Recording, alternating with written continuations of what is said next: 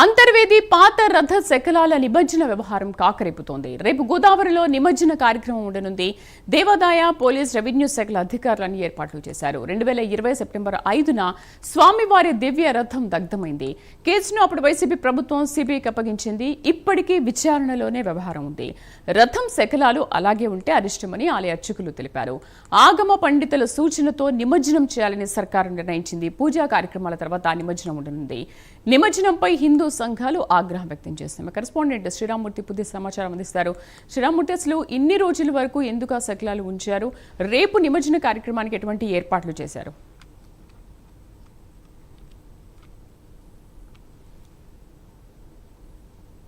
శ్రీదేవి, ఏదైతే ప్రముఖ పుణ్యక్షేత్రం దక్షిణ కాశీగా పేరుందిన అంతర్వేది లక్ష్మీ నరసింహస్వామి ఆలయంలోని ఏదైతే రథం 4 దశాబ్దాలకు పైగా అయిన రథం 2020 సెప్టెంబర్ 5వ తేదీ అర్ధరాత్రి తర్వాత తెల్లజామున అదే తెల్లారితే 6వ తారీఖు అనగా దగ్ధమైంది. గుర్తు తెలియని వ్యక్తులు దీన్ని దగ్ధం చేస్తారని చెప్పేసి అప్పట్లో చాలా ఆందోళన కూడా లేని పరిస్థితి. ఈ ఆందోళన నేపథ్యంలో అప్పటికి జగన్ ప్రభుత్వం దీని మీద సిబిఐ కూడా వేసింది. అయితే సిబిఐ ఇంకా విచారణ ఇంకా పూర్తి కాలేదు, ఇంకా పూర్తిగా విచారణ జరుగుతూనే ఉందని చెప్పేసి ఇంకా చెప్తున్న పరిస్థితి ఉంది.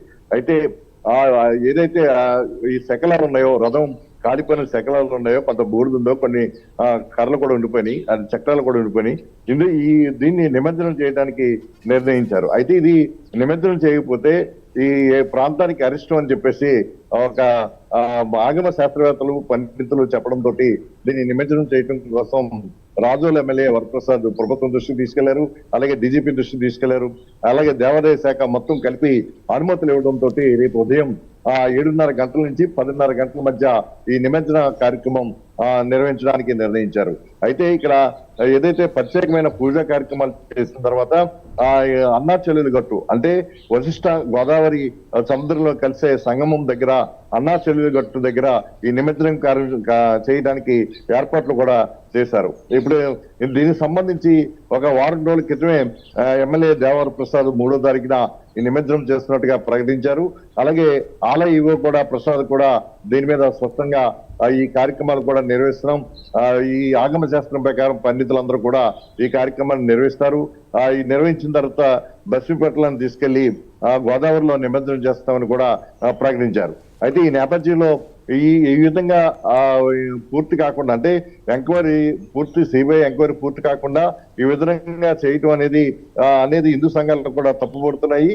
అయితే పోలీసులు తమ వద్ద పూర్తి స్థాయి నివేదికలు ఉన్నాయి, పూర్తి స్థాయి విచారణ పూర్తయింది, అది నిమజ్జనానికి ఇబ్బంది లేదని చెప్పేసి డీజీపీ నుంచి కూడా పోలీసు తరఫున కూడా పూర్తి క్లారిటీ రావడంతో నిమజ్జన కార్యక్రమానికి దేవాదాయ శాఖ సిద్ధమైంది. అయితే దీన్ని వ్యతిరేకిస్తూ ఈ రోజు ఉదయం అమలాపురంలో జిల్లా కలెక్టరేట్ అలాగే జిల్లా ఎస్పీ కార్యాలయంలో హిందూ సంఘాలు కలిసి ఇక్కడ ఏదైతే నిమజ్జనం చేస్తున్నారో రథం, ఈ శకలాల్ని ప్రస్తుతం ఆపేయాలి, దీన్ని ప్రభుత్వం వెంటనే స్పందించి ఈ ఏదైతే నిమజ్జన కార్యక్రమం ఉందో దీన్ని ఆపేసి వాటిని అట్లాగే భద్రపరచాలని చెప్పి కూడా డిమాండ్ చేశారు. దీనికి సంబంధించి ఒక వినతి పత్రాన్ని కూడా ఇటు కలెక్టర్ కు అలాగే ఎస్పీ కూడా అందజేశారు. అయితే రేపు ఈ నిమజ్జనం చేసే కార్యక్రమం దగ్గర హిందూ సంఘాల నాయకులు అలాగే కార్యకర్తలు చేరుకుని దీన్ని అడ్డుకుంటారేమోనన్న నాకు ఆందోళన కూడా ఇప్పుడు ఈ హిందూ సంఘాల ఆందోళనతో మొదలైంది.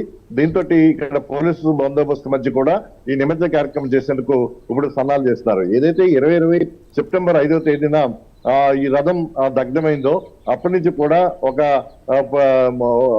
అరిష్టం అంటూ ఆ శకలాల అలా ఉండడం వల్ల అరిష్టం అని చెప్పేసి ఆగమ శాస్త్రవేత్తలు చెప్తున్నారు. అందువల్ల దీన్ని నిమజ్జనం చేయాలని చెప్పేసి కూడా ఇక్కడ ఎమ్మెల్యే దేవర ప్రసాద్ కూడా మొత్తం నియోజకవర్గంలో నాయకులందరినీ కూడా కార్యకర్తల సమావేశంలో కూడా వెల్లడించిన పరిస్థితి ఉంది. అయితే ఇప్పుడు ప్రస్తుత పరిస్థితుల్లో అటు హిందూ సంఘాలు ఆందోళన చేయటం, మరోవైపు ఇక్కడ నిమజ్జనం చేసేందుకు అధికార యంత్రాంగం దేవాదాయ పోలీస్ శాఖ మొత్తం అంతా కూడా ఏర్పాట్లు చేయటం, ఈ నేపథ్యంలో ఒక ఉద్రిక్త వాతావరణం ఏమైనా నెలకొంటుందేమో అనేది ఒకవైపు ఉంది. దానికి కూడా తగ్గట్టుగానే పోలీస్ యంత్రాంగం ఇక్కడ ఏర్పాట్లు కూడా చేస్తుంది.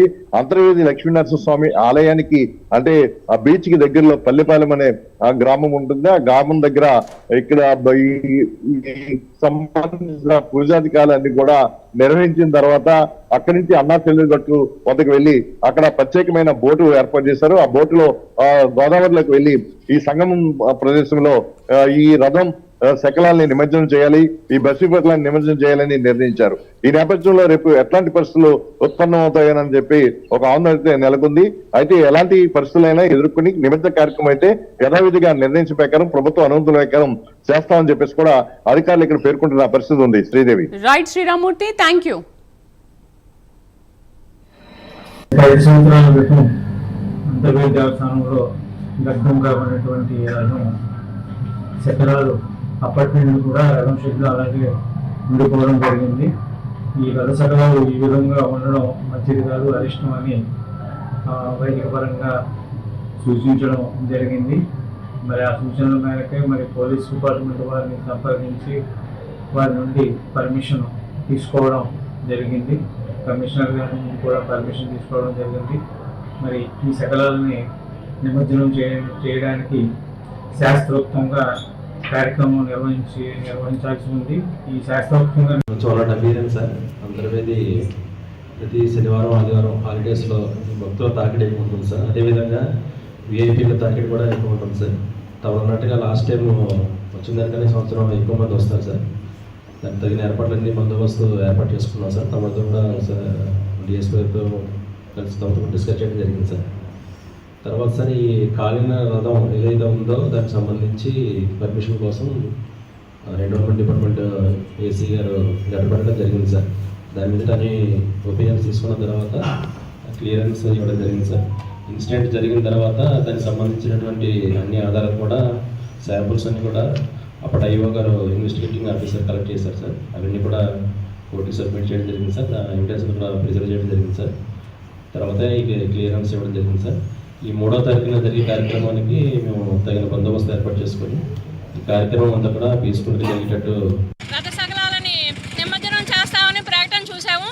కానీ హిందూ సంఘాలంది ఈ రోజున దానిని దుష్టులను శిక్షించకుండా, దాని ఆధారాలను బయట పెట్టకుండా, దాని గురించి బయట ప్రకటన చేయకుండా, హిందువులందరికీ కూడా ఏమీ చెప్పకుండా ఎలాగ నిమజ్జనం చేస్తారని మేమందరం ఈ రోజున ఈ ప్రకటన ఈ ధర్నా చేయడానికని రెడీగా ఉన్నాం.